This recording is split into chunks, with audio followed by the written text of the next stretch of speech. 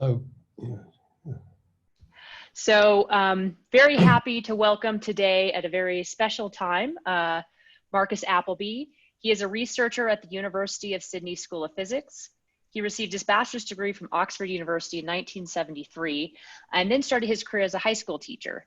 During this period of his life, Marcus spent his free time studying theoretical physics at Queen Mary University of London, not the normal thing that people do in their free time, and obtained his PhD in 1997. Then finally in 2009, he left his high school job to conduct research full-time at the Perimeter Institute in Waterloo until joining the University of Sydney in 2014.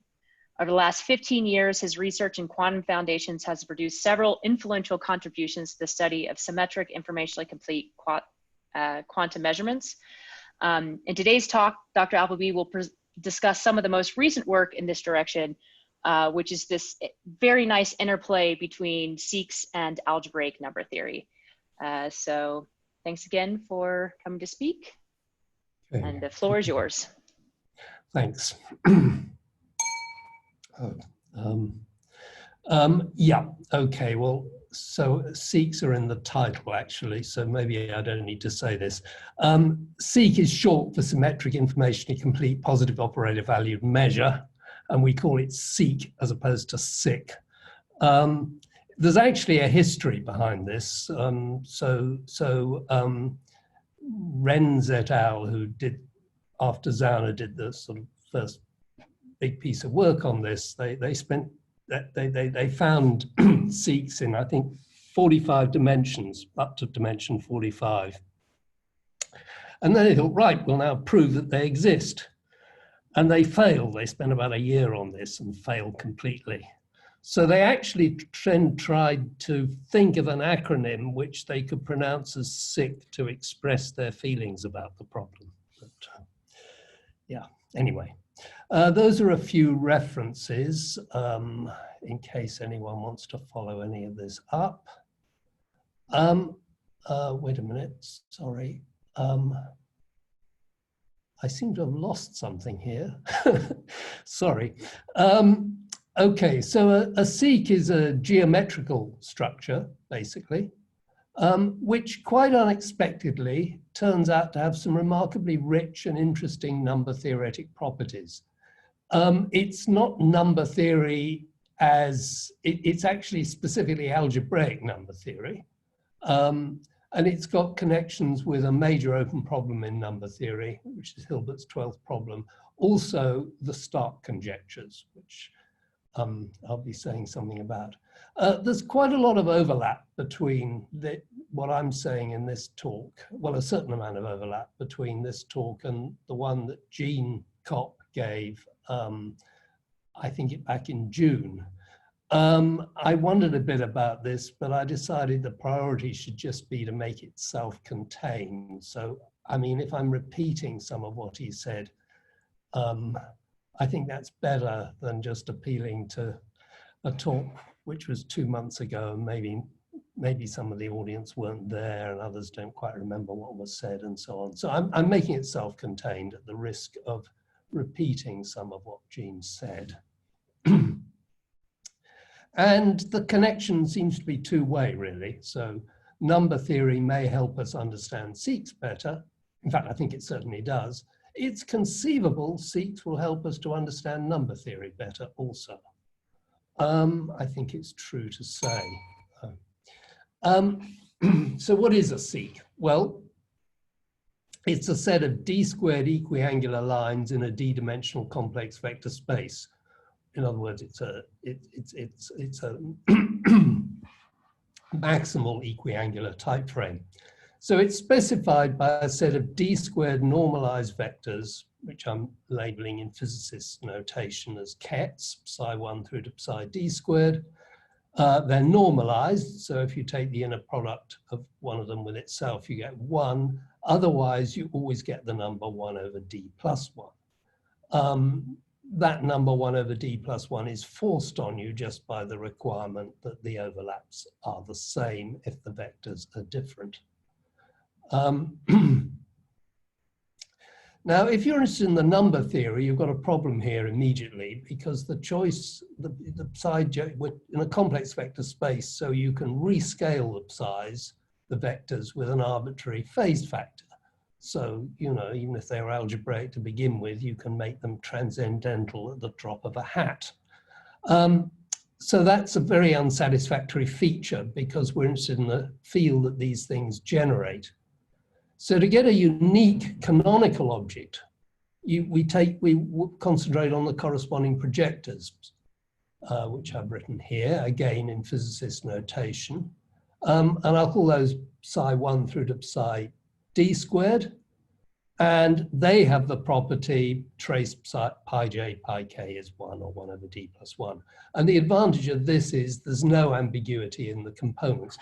Once you've chosen a basis, of course. I mean, I should have added, these things are still basis dependent. But as we will see, there is a natural choice of basis for the SICs that anyone knows about. And given that natural choice of basis, the numbers that form those projectors, the components, are very special indeed. I should say they don't look special, they look hideous to the uneducated eye.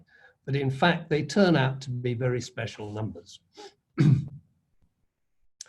Okay, I'm not sure this is completely up to date, actually, and I know that Marcus Grassel is calculated.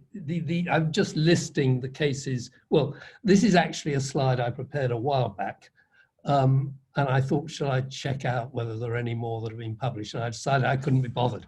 So it's probably not completely up to date. Most of these solutions have been obtained by Marcus Grassel and Andrew Scott. And I happen to know Marcus is busy calculating many more. So there are many more, but most of them aren't published. Anyway, the point is there's an awful lot that are known. And it goes all the way up numerically to, I think it goes higher than 1155 now, actually, if I remember correctly. So really, if you weren't a mathematician, you would take this as sort of good reason for thinking they exist in every dimension. Of course, that's not a proof. And of course, it's quite perfectly imaginable that we'll go up to dimension 5,000 or something and find they suddenly stop existing. But I guess it seems a bit improbable. Right. Now, the known seats have a property which of group covariance, which means, I mean, typically, I mean, if you just take any set of d squared projectors whose overlaps have that property, then that's a SIC. But in practice, every known SIC is obtained from the SIC projectors are obtained by acting on them with unitary operators in the way illustrated by this equation. So you have a bunch of unitary operators labeled by a finite group, such that, and you label the SIC projectors by elements of the group, and then acting on the SIC projectors with the unitary operators, you get the other SIC fiducials. And the action is transitive, so you can just start with a single projector and generate the whole bunch of them. So that means the SIC is fully specified by fixing a single projector, which obviously makes studying them a whole lot easier. And maybe one shouldn't attach too much importance to the fact that there are no known cases of a SIC that doesn't have this property. It might simply be that it's a lot harder to find such objects. Obviously, you're greatly reducing the difficulty of the search problem if you're just looking for one projection operator. With a single exception of a SIC in dimension 8, which oddly enough was the first one ever discovered, I believe, every known SIC is covariant with respect to one particular group, which I'm going to call the Weil-Heisenberg group. Mathematicians often call it the Heisenberg group, but if you know something about the history of quantum mechanics, that's actually rather inappropriate because it was really Weil who came up with the group. And I don't believe Heisenberg even knew what a group was at the time, let alone invented a new one. I mean, it's called this because of the connection, because it crops up in the infinite dimensional case, and it's got a connection between position and momentum, and therefore the uncertainty principle. So that suggests the name Heisenberg. But it was actually Weil, and particularly it was Weil who came up with the finite dimensional example. Anyway, so I'm going to call it the Weil-Heisenberg group because it just hurts me to call it the Heisenberg group. In prime dimensions, it can be proved that if a seq has a group covariance at all, then it's necessarily covariant with respect to the Weil-Heisenberg group. That was proved by Huangjun Zhu about 10 years ago. Of course, that leaves open the question whether there are non-group covariant seqs. I should add that the exception is in dimension 8, and actually it's not so far removed from what you might call the usual case, in that it's covariant with respect to the direct product of 3 copies of a 2-dimensional Weil-Heisenberg group. And I should also add that in dimension 8, you still get a bunch of, let me call them ordinary seqs, in other words, covariant with respect to the dimension 8 Weil-Heisenberg group. Defining it. So you fix an orthonormal basis where the basis vectors are labeled by the integers from 0 through to d-1. That may appear a bit unnatural, but the reason one does this is because one wants to do modular arithmetic on the labels of the basis vectors. So you can, they're labeled by the integers mod d. And therefore it's more natural to have them starting at 0. And you define an operator x, which hops you along the chain. And when you get to the end, it hops you back to the beginning. So the addition of indices here is mod d. And then you also have an operator z, of which these things are the eigenvectors. So z acting on basis vector r gives you omega r times that vector, where omega is a dth root of unity, e to the 2 pi I over d. And then you define displacement operators, as I've done here, and you get the seq is then defined by acting on the fiducial projector with these displacement operators. I'm actually leaving out a scale factor that is often put in for convenience. That's to cause them to have nice properties. Basically, when you multiply the displacement operators together, you get something much nicer if you put a phase factor in front. I'm not bothering with it here, just for the sake of simplicity. And you can see that in this expression at the bottom of the page, it doesn't matter what phase factor you put in, you'll always get the same thing.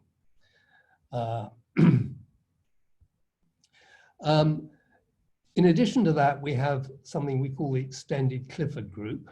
And this is basically the set of unitaries and anti-unitaries U, which permute the Weil-Heisenberg displacement operators according to the equation I've written here. Here, F is a 2x2 matrix with entries in the integers mod D. There's a complication in even dimensions that I don't want to go into. But basically, if it's even, you need to consider integers mod 2d at this point, but I won't worry with that here. It's not important. Well, it is important, but it's a distraction, a detail, which I prefer to ignore. And okay, so the significance of these operators is these unitary operators in the extended Clifford group, I should have said extended rather than just Clifford, is that it takes seqs to seqs. So if you start off with something that is a Weil-Heisenberg seq and you conjugate it with unitaries or anti-unitaries in the Clifford group, you get another Weil-Heisenberg seq.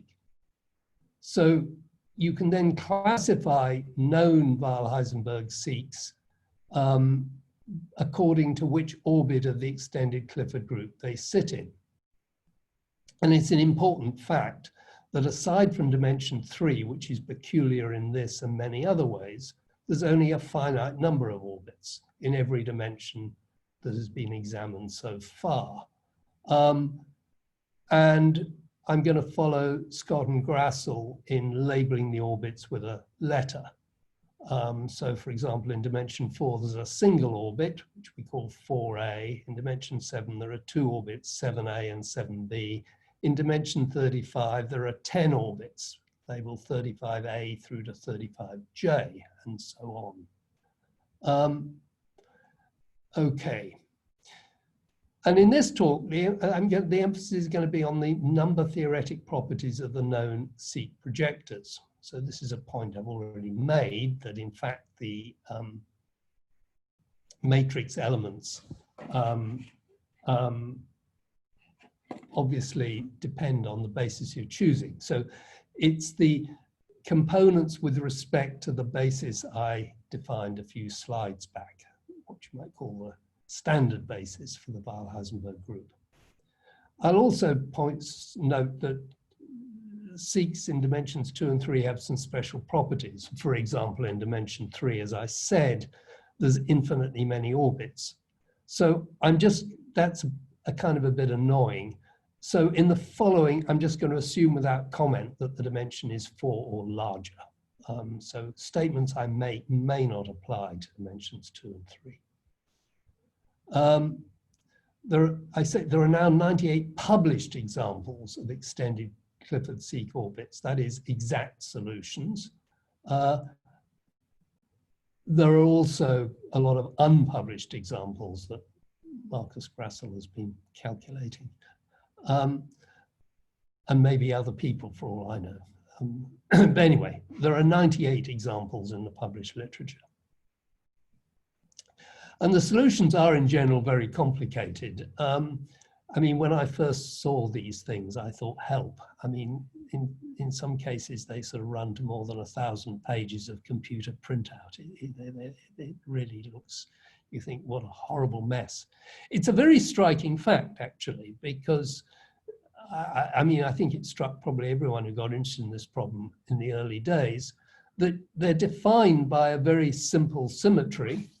They've got very special properties, so you'd somehow expect the numbers to be nice.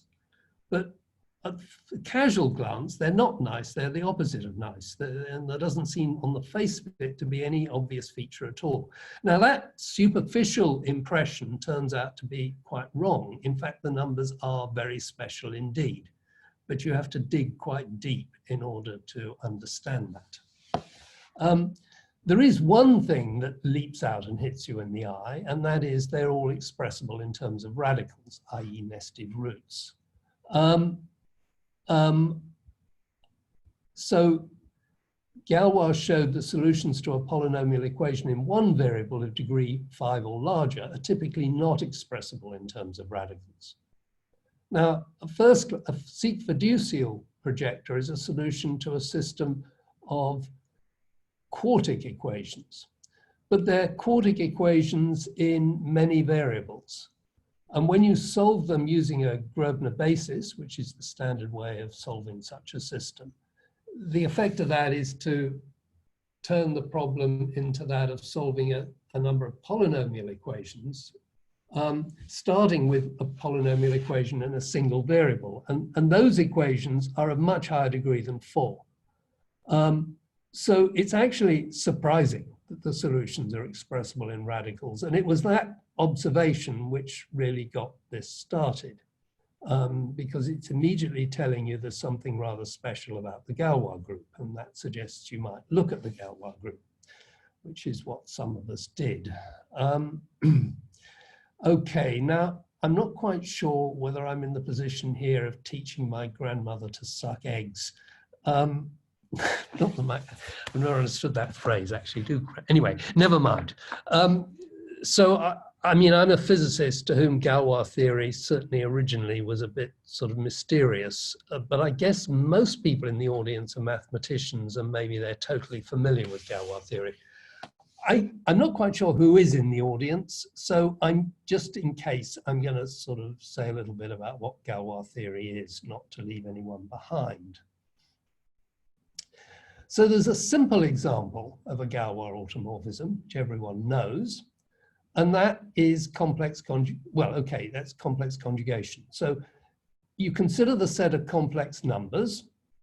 A Galois conjugation is a map, I don't know why I put a bracket there, which, oh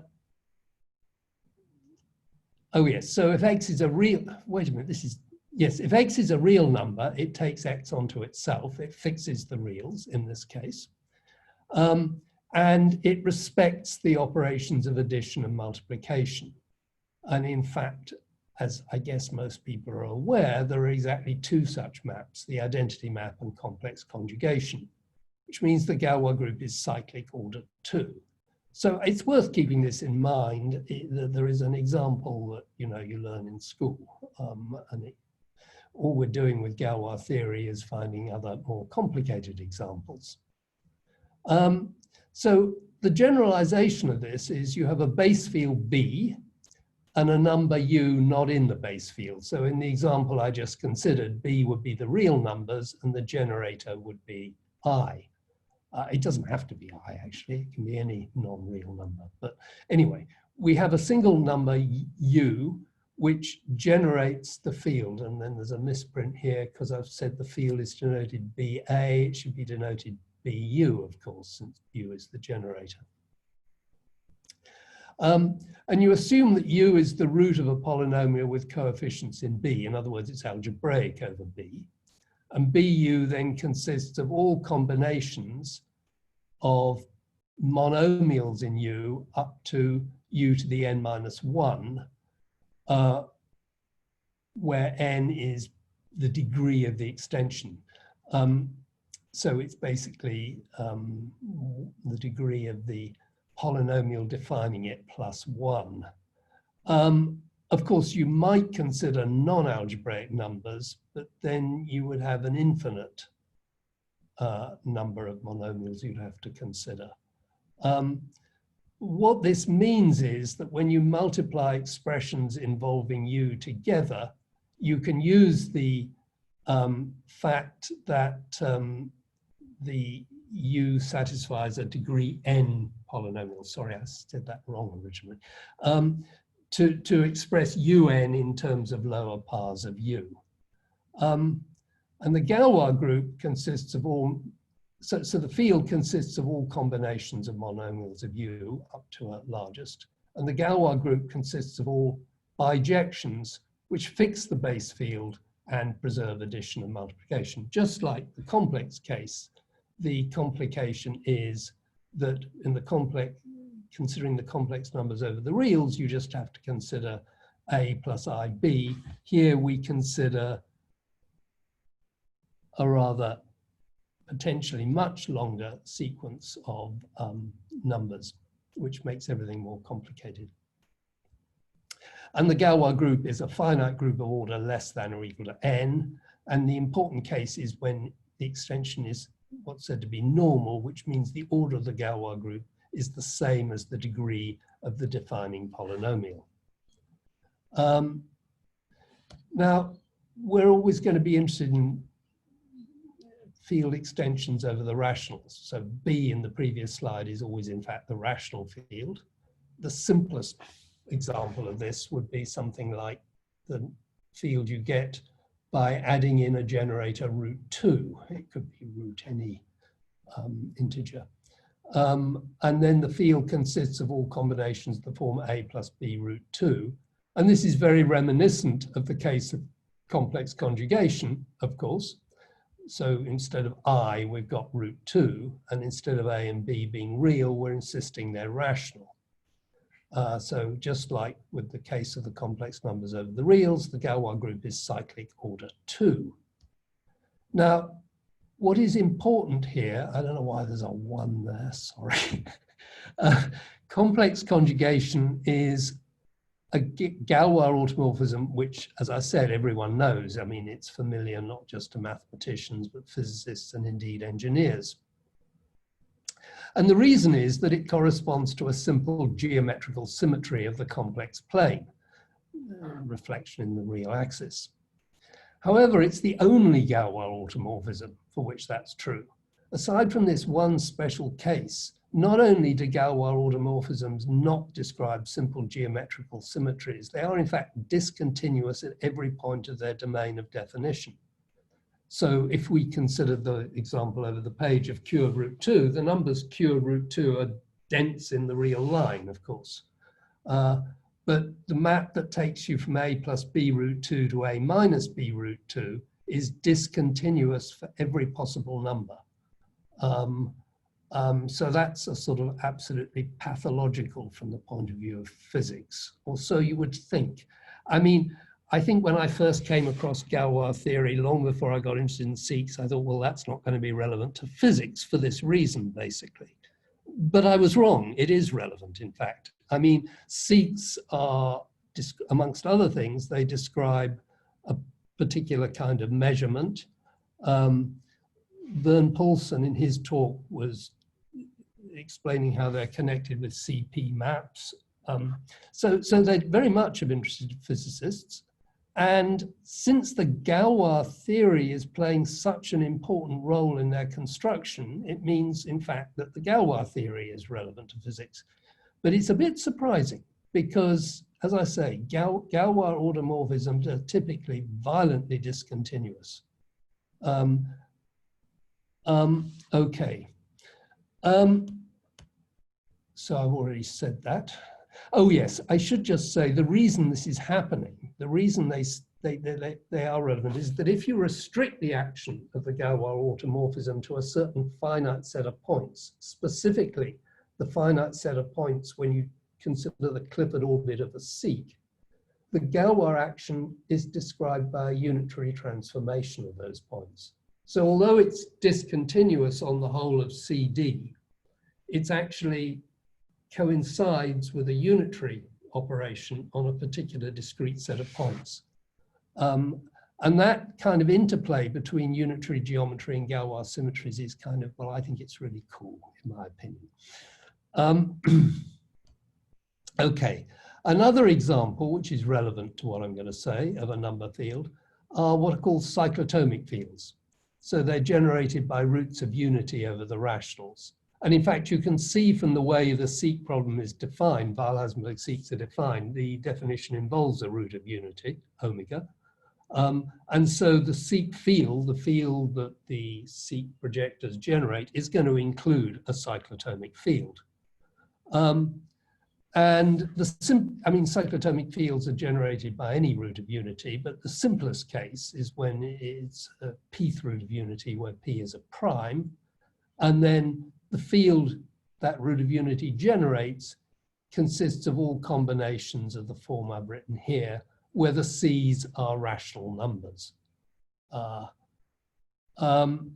And the Galois group then has a very simple description. It's the map which takes omega to omega k, where k is some integer from 1 to p minus 1.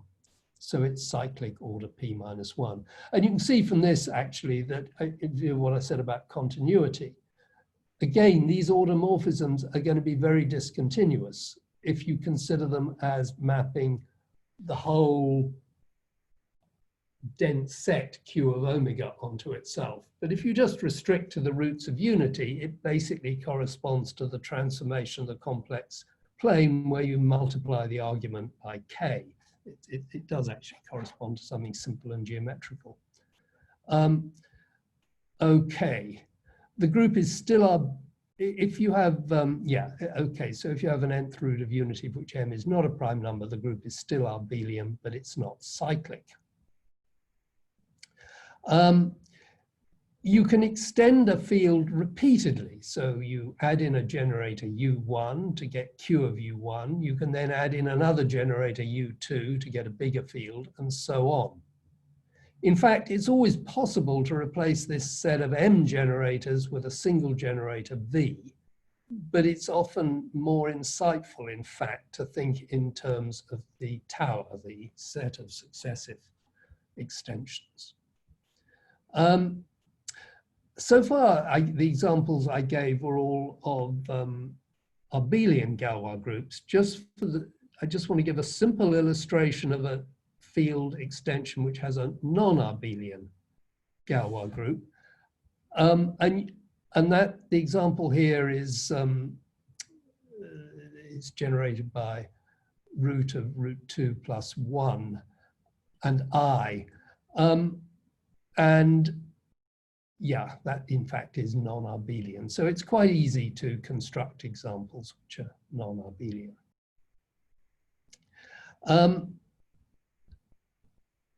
Okay, now this example I gave it for a particular reason. So F is generated over Q by adding in the generator I, and then E is generated over F by adding in the generator root of root 2 plus 1. And although the whole Galois group, the set of all automorphisms of E leaving Q fixed, is non-Abelian, if you consider the automorphisms of F over Q, well, that's obviously Abelian because it's actually the example we considered earlier, basically. And also the automorphisms of E over F are Abelian too. It's only when you consider the composite thing where it's non-Abelian. Now that is intimately related to the fact that you can see that the numbers I've written here are expressible in radicals. Root of root 2 plus 1 is expressed by taking square roots. It's a radical extension. And actually, because it's radical, that means, in fact, that you can write it as a tar where each successive extension is Abelian. And the reverse is also true. If you've got such an extension, then it's expressible in radicals. So this was basically Galois' original theorem, how you can recognize whether a field is expressible in radicals by looking at properties of the Galois group. And that's how he proved that equations of degree 5 or bigger are not typically solvable in radicals. Okay, and that's relevant here because, as I mentioned, the SICs, although the expressions are very complicated, they are expressible in radicals. So we immediately know that a SIC field can be built up as a tar of the kind I'm illustrating here.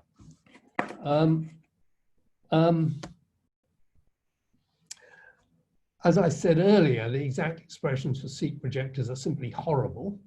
In some cases, many pages of printout for a single matrix element, and the fields they generate are huge. I mean, unlimitedly large, I imagine, as you go to sufficiently high dimensions. But I mean, regularly one deals with fields of degree 10 to the 4 or more. That means a single generator is the root of a polynomial of degree 10 to the 4. The degree of the field is the degree of the polynomial of which the single generator is a root. However, in the 98 cases published, they're always expressible in radicals, which tells us that the field they generate must be expressible as a tar with each successive extension Abelian over the one before. In other words, a tar like this.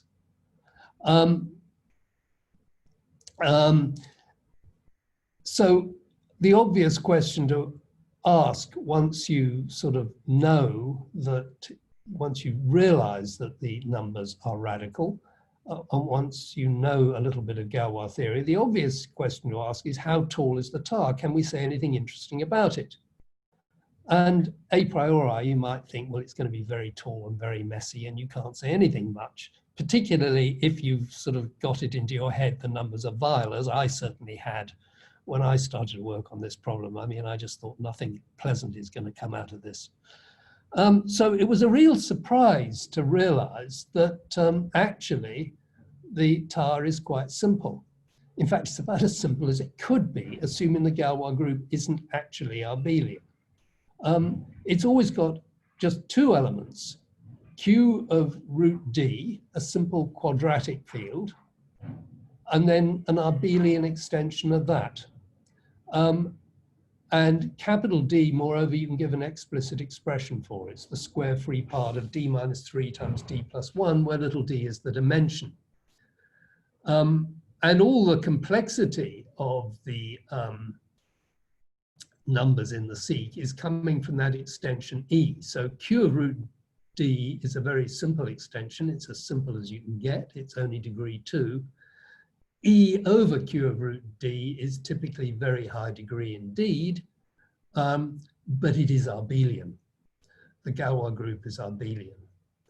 And so this is actually the first striking indication that the numbers aren't as horrible as they look, really, because the Galois, the field has this simple property, ditto the Galois group. But it gets better because E isn't just any abelian extension of Q root D. It's a very remarkable one in which in fact, it's fair to say it's a kind of extension which has been the focus of algebraic number theory for the past 100 years.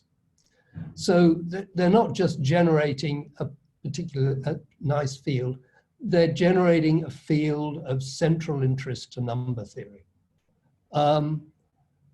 Okay, so to understand why, I need to review a little number theory.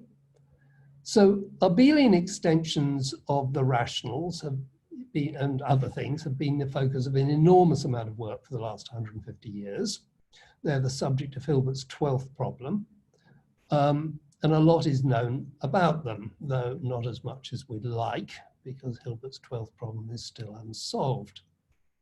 The development starts in the mid-19th century with Kronecker, who asked himself, what can you say about abelian extensions of the rationals? And as I pointed out, and as Kronecker would have been aware, I assume actually, I haven't actually read the history. No, presumably. The Galois group of a cyclotomic field is abelian. Kronecker sort of more or less proved the converse. If you've got a Galois of an abelian extension, then the field must be a subfield of a cyclotomic field. So there's an if and only if here. And cyclotomic fields are very special. They basically give you all the abelian extensions over the rationals. And that's already a rather nice feature, because you'll notice that this, we're giving it in terms of e to the 2 pi I over n. The generator is e to the 2 pi I over n. And e is, of course, a transcendental number. And e to the x is an analytic function. And it's rather remarkable. You're taking special values of an analytic function, and they're giving you algebraic numbers with a very particular number-theoretic significance. So having got that far, Kronecker then thought about generalizing the result. Suppose we have a tar, extension of Q by K, and then L is an extension of K. And suppose each of those extensions is abelian. For given K, can we fully characterize the set of fields for which the Galois group of L over K is abelian? That is, automorphisms of L that fix K. And the question can be answered in the affirmative in the case of imaginary quadratic fields. That is, fields of the form generated by a number of the form I root n over the rationals, n being a positive integer. And the proof, which I'm a bit vague as to the exact history of this, but Kronecker sort of started it, and it was carried to completion after his death. So his name should certainly be associated with it. And basically, just as the cyclotomic fields are generated by special values of the exponential function, abelian extensions of an imaginary quadratic field are generated by special values of elliptic functions. Okay, so that theory really impressed Hilbert, who apparently called it not only the most beautiful part of mathematics, but also of all science. And this is in Tauski's obituary in Nature in 1943, her obituary of Hilbert. I was a bit surprised. I wondered if he really said that. I saw it quoted, but it is there in her obituary. She said that she heard him say it in a lecture. Anyway, that's perhaps a bit of an exaggeration, most beautiful thing in all of science. But it is beautiful, and clearly it impressed Hilbert. And it's the inspiration for his 12th problem, which asks for the generalization of complex multiplication, this way of characterizing Abelian extensions to other cases. And the obvious next one to look at is Abelian extensions of real quadratic fields. In other words, exactly the kind of field we get in the seek problem. So going back to this slide, for the seek generates an Abelian extension of a field generated over the rationals by root D. I have to say, when I first realized this, I was actually disappointed because I thought, well, if only it had been Q of I root D, we could have immediately solved the seek problems by bringing elliptic curves into it. And in fact, I obsessed over this for quite a while. I tried to force imaginary quadratic numbers into the problem. And I sort of half succeeded in a few cases. You know, you can actually, with a great deal of sweat and pain, express it as an Abelian extension of Qi something in one or two cases, but it's very messy and it's obviously not really the way to go. So eventually I faced up to the problem that it wasn't what I wanted. So it's not giving, we can't just use Kronecker to give us the solution to the seek problem on a plate, which I was rather hoping we could. But in some ways, it's maybe giving us something even better, because maybe it's actually telling, I mean, my original idea was just to use known number theory, the known properties of elliptic curves to prove seek existence. But maybe it's actually going to, it's sort of even better because maybe the seeks are saying something about number theory. Anyway, that's Hilbert's 12th problem. Hang on, where am I? Oh yes, to solve Hilbert's 12th problem for real quadratic fields, you need to do two things. First of all, identify the analogues of the field of the cyclotomic fields. And secondly, identify the analog of the transcendental function E of x. And it's basically two that remains open. One has been solved. Obviously, you can't give the field in precisely that form. In other words, you can't give a generator for it by taking a special value of some transcendental function. But you can nonetheless characterize the field. And in fact, you can characterize it in a way that is constructive. That is, if you go to a program like Magma, you just type in the appropriate commands and it'll give you the analogues of this cyclotomic field for the case where you're talking about an Abelian extension of a real quadratic field. And it'll even do it quite fast sometimes. Other times it won't. Okay, so let's go back to seeks here. In a given dimension D, there's typically more than one extended Clifford orbit of seeks. The orbits are grouped into multiplets, that is, collections of orbits all corresponding to the same number field. And it turns out that the fields associated to different multiplets form a lattice under field inclusion. And the lattice has unique minimal and maximal elements, with all other fields being intermediate between these two. And let me just illustrate that with the case of dimension 35. So the smallest field here is 35J, and the biggest field is corresponds to the Clifford orbits 35BCDG. And then you have other fields in between. And the integers I've written on the connecting lines are the degrees of the extension. So the biggest field is degree 16 over the smallest. In other words, it's a lot bigger, so I forget the numbers, but 35J has got degree 1,000 or something. So 35 BCG is simply huge. I've forgotten exactly what the degrees are actually, but it gets horribly big.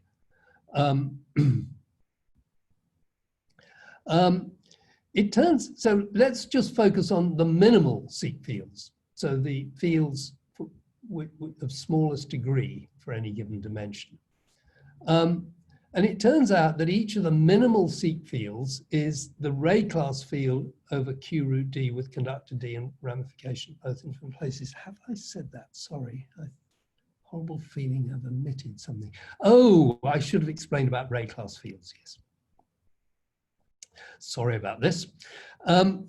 So for a given real quadratic field and a given finite integer n, there are actually, so the abelian extensions of a real quadratic field are called Ray class fields.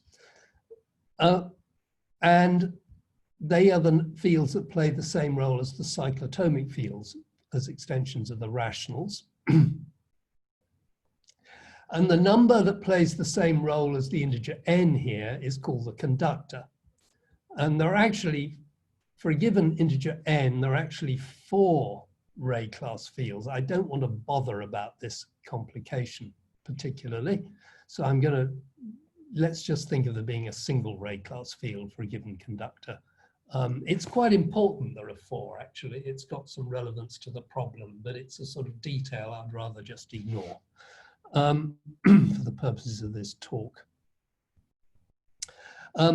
Okay, so going back to the case of minimal SICs, it turns out they generate the Ray class field over conductor Q root D, whose conductor is the dimension. Actually, if the dimension's even, the conductor is 2D. It's another complication. And you can ignore the stuff about ramification, which is just to distinguish between the 4 examples. So this raises 2 natural questions. Supposing the phenomenon occurs in every dimension, just how many Ray class fields are generated by SICs? Of course, actually, we only know that we only know the existence of finitely many SICs. So this is running ahead a bit. But assuming SICs do exist in every dimension, and assuming the sort of properties they seem to have generalized, you may then ask how many Ray class fields are generated by SICs. So it's a conjectural statement. And then the second point is the fact that a geometric structure generates a certain field doesn't usually tell one very much about the structure itself. So for instance, the standard basis components of a full set of Wooder's fields MUBs generate a cyclotomic field. But simply knowing the number field generated by the components of a MUB tells you, so far as I'm aware, very little indeed, in fact, probably nothing about the geometrical structure of MUBs. So you might think that the fact that SICs generate a Ray class field is similarly uninformative.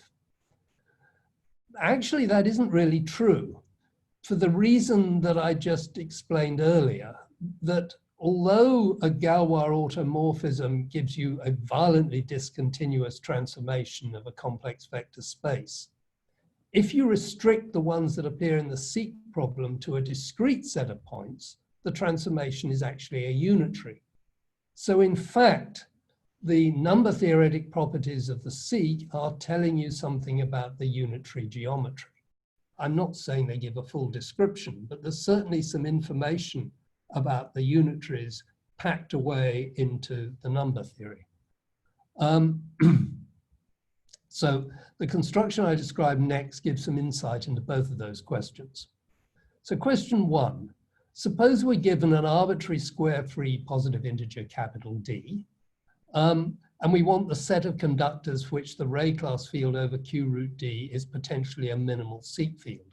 Now, since we're just starting with an arbitrary square-free positive integer, it's not clear actually that any of the Ray class fields would come from a SIC. But actually, it turns out they do, at least they do conjecturally. They do if SICs exist in every dimension and they have various properties that I don't want to go into. So conjecturally, it's true.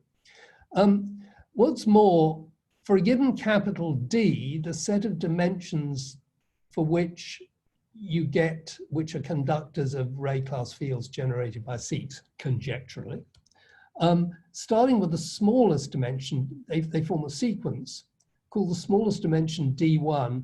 The subsequent dimensions of the sequence are given in terms of the smallest dimension D1 by this formula involving Chebyshev polynomials. And there's also an algorithm for calculating D1 itself. So the answer is, to question 1, that seeks potentially generate an infinite subset of the Ray class fields over a given real quadratic field, which for some reason I've suddenly switched the argument of Q to being M instead of root capital D. I'm sorry about that. Gene Kopp, who gave one of these talks a few weeks ago, has actually shown how to make this answer to this question a bit more quantitative. So it's an infinite set, but of course you might still ask, well, quite how sort of spread out is that set over the integers? And he deduced this characterization where you look at the prime numbers that divide the dimensions in the sequence. And if you take the set of primes that have that property of dividing one of these Ds, and you consider the set of all such primes less than some specified integer capital N, and you take the ratio of that with the set of all primes less than capital N, and then you take the limit as n tends to infinity, you get the ratio 3/8. So there's a sense in which you might say that assuming SICs exist and have the properties we conjecture they have, they would generate indeed not every Ray class field, but a sort of quite a substantial subset. Okay, going back to this sequence of dimensions of possible conductors for a given capital D, just for sake of being explicit, when capital D is 5, that's fields which are Abelian extensions of Q of root 5, the sequence is here. You can see the numbers get quite big quite fast. The other thing you can see is that it splits into subsequences in which each element is a multiple of the one before. So you have 4, 8, 48, 2208, so on, 19, 323, and so on. And in fact, one can show that for any of these sequences, it splits into infinitely many such infinite subsequences, where each member of the sequence is a factor of the next one. Okay, a bit slow, I think. It's easily seen in the case of cyclotomic fields that if you take, for instance, integers, if you take fifth number fields generated by fifth roots of unity, it's a subfield of numbers generated by 15th roots of unity, for instance. In other words, if the conductors divide, the fields are subfields. And this is a general property of Ray class fields. It extends to this case we're considering too. So it means, in fact, that the number field generated by a seq in dimension 4 is a subfield of the number field generated by a seq in dimension 8, which in turn is contained in the number field generated by a seq in dimension 48. So that's a rather unexpected fact, that there are connections between at least the fields generated by seqs in these sequences of dimensions.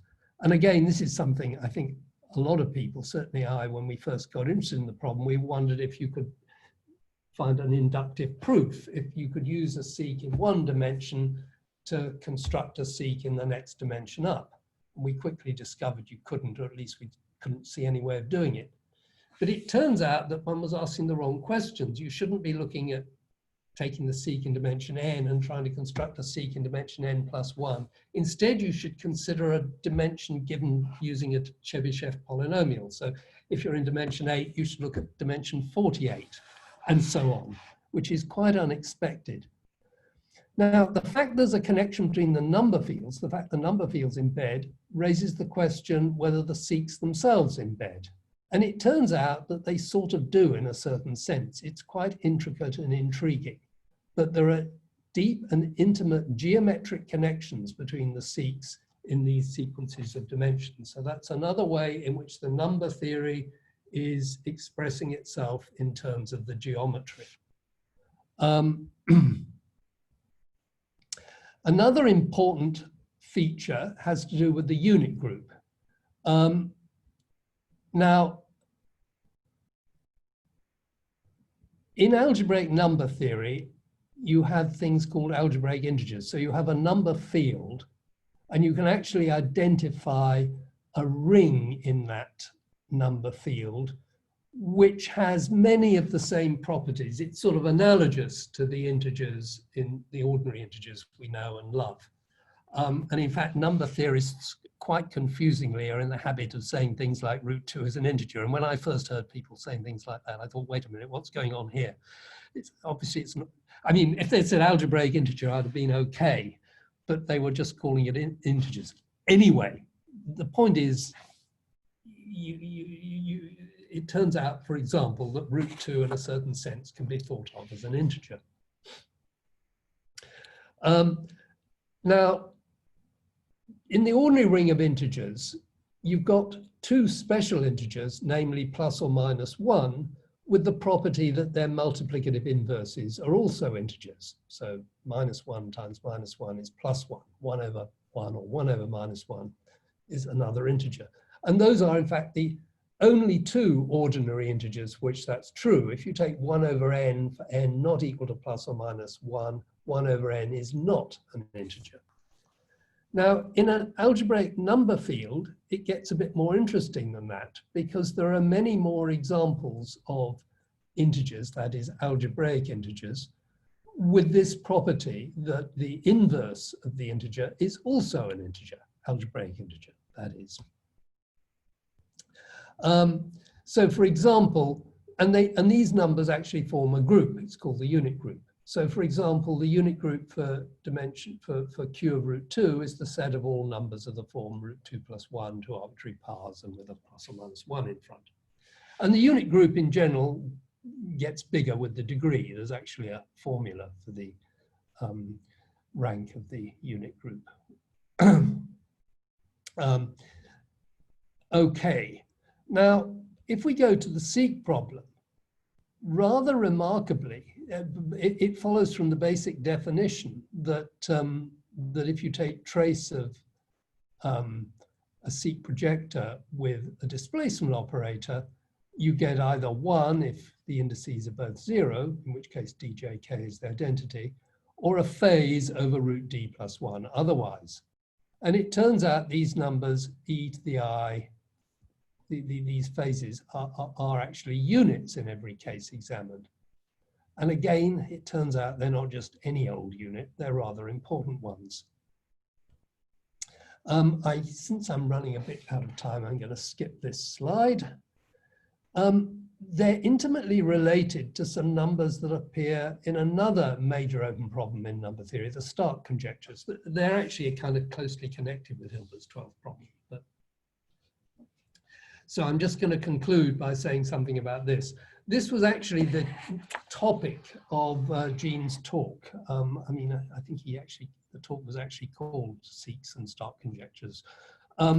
So I'm not going to repeat everything that Gene said. In fact, hopefully I'm going to repeat nothing. I just want to point out a few additional points about this and maybe remind people that there is this connection and perhaps also say it for the benefit of those who weren't there for Gene's talk, if there are any.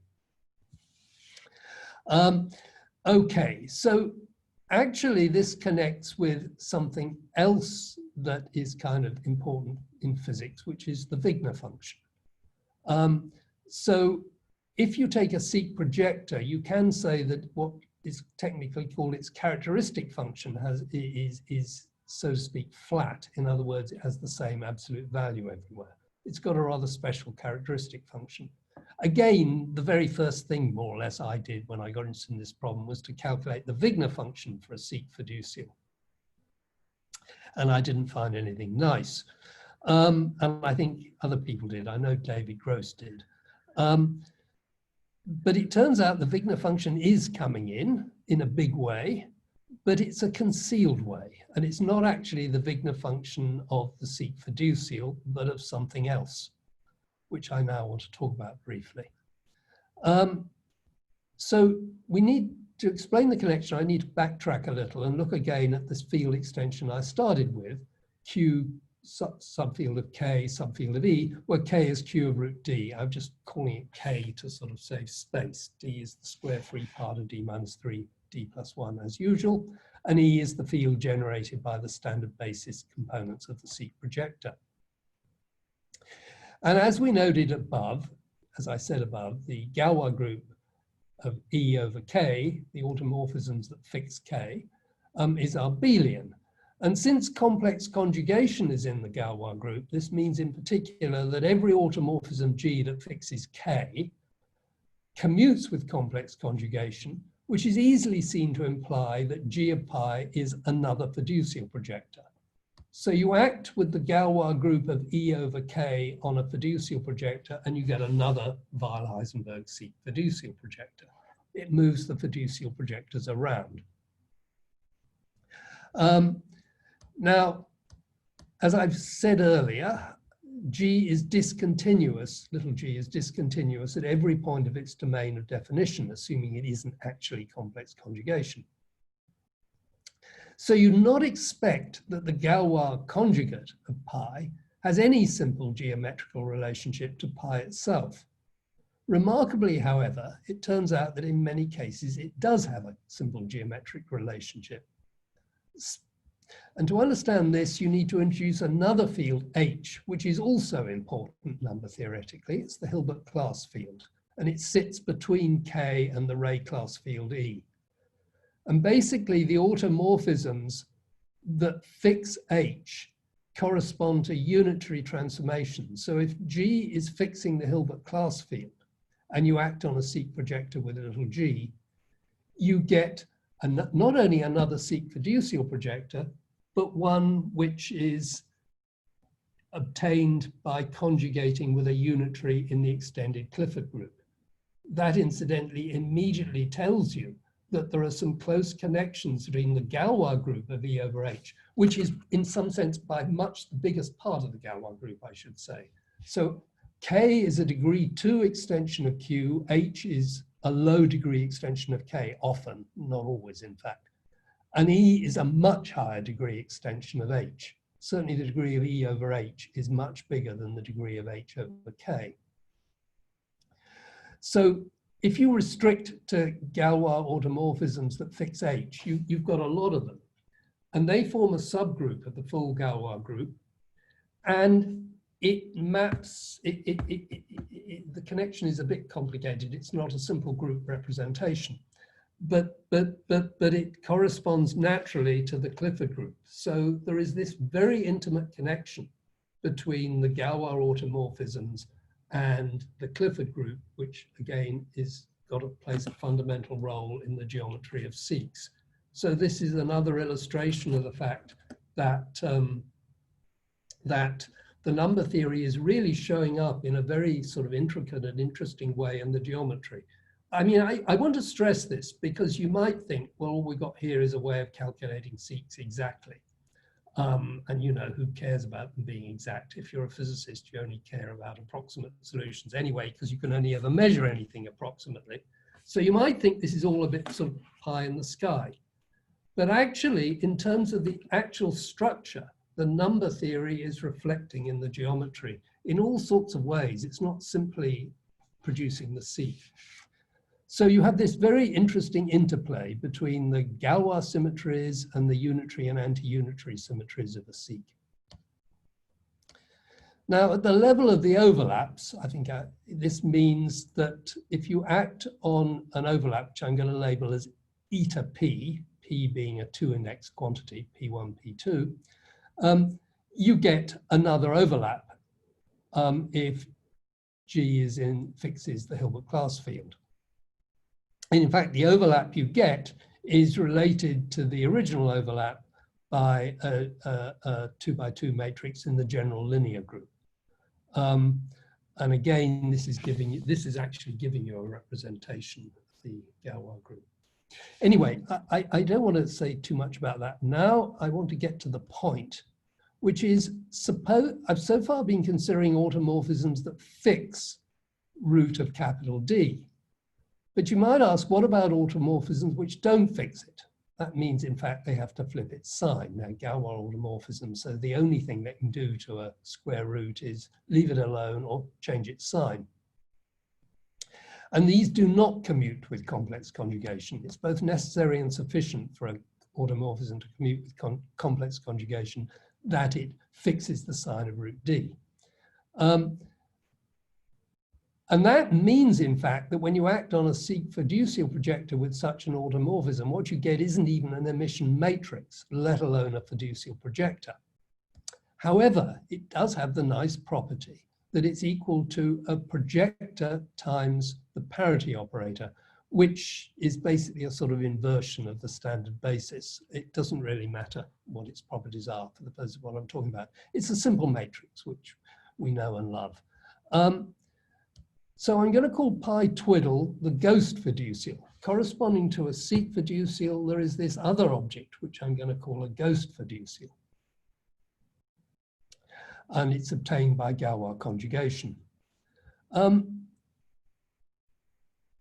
If you do this, if you consider what happens at the level of the overlaps, oh goodness, I've run over time. I've almost finished anyway.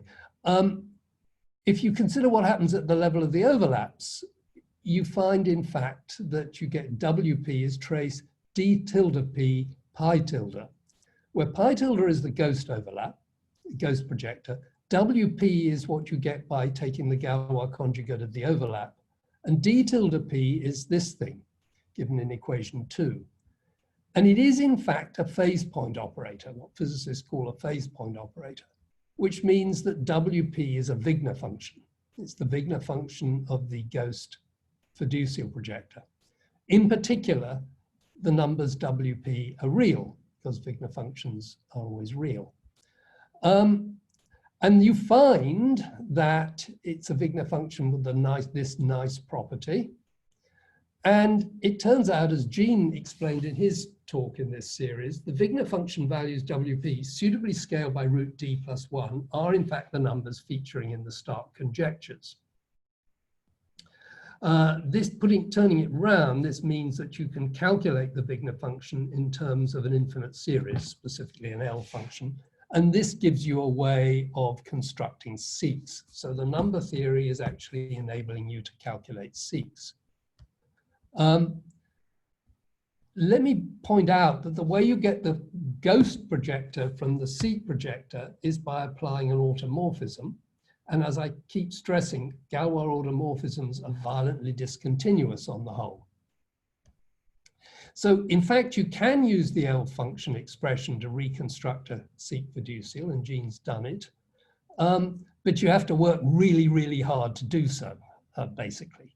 There's no simple analytic expression that we know of for a SIC fiducial in terms of these infinite series L functions. So there's no analytic way to perform the reconstruction. But let me just conclude on an optimistic note. It turns out quite remarkably that the action of the Galois group, the subgroup that fixes the Hilbert class field, is describable analytically. And if you could find some way of describing the root D sign flipping automorphisms analytically, you'd have a way of expressing SICs in terms of infinite series, directly expressing them in terms of infinite series, which would be kind of nice and might perhaps lead to a solution to the problem. Okay, sorry I was so long. I got I stopped looking at the time, sorry. Well, let's thank the speaker.